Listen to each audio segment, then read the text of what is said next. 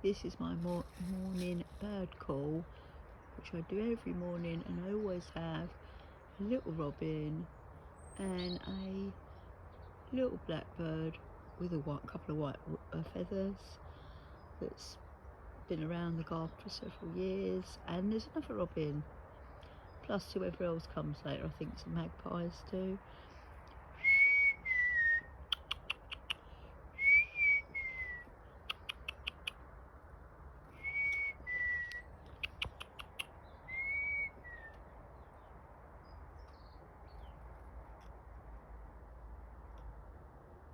Little robin,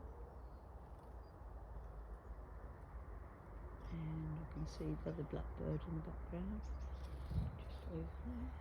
You know, I'll go in now because it's pretty cold and I want to have my coffee. Can you see them on the background there on the shed there, right? And there's the hazel catkins. I will film throughout the year on this garden, and I will try and document this year what we actually have in here, because we, despite having a cat, we have a wild cat. We have a massive load of animals and wildlife. So over that now, Sandy from Sandcat.